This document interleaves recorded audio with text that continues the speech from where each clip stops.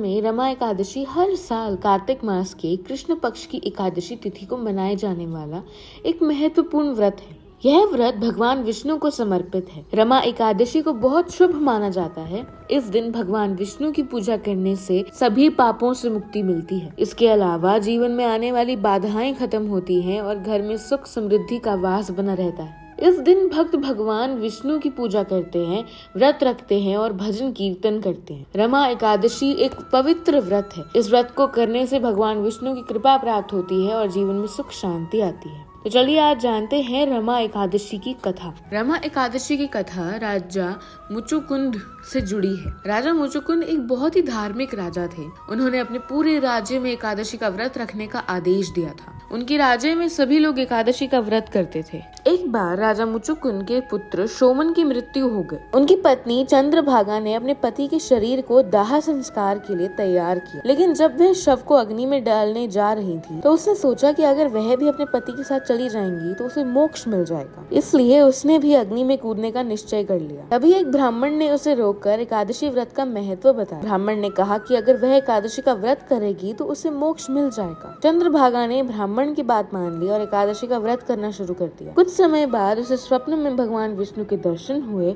और उन्होंने उसे वरदान दिया कि वह अपने पति के साथ स्वर्ग में जाएगी। रमा एकादशी का महत्व कि रमा एकादशी का व्रत करने से भगवान विष्णु की कृपा से लोगों के सभी पाप नाश हो जाते हैं और मोक्ष की प्राप्ति होती है। यह व्रत मन को शांत करता है और आध्यात्मिक विकास में मदद करता है। साथ ही इस व्रत को करने से जीवन में सुख समृद्धि आती है। रमा एकादशी का व्रत रखने से साधक के जीवन में खुशियों का वास होता है। इसके अलावा पैसों की कमी और पापों से छुटकारा मिलता है।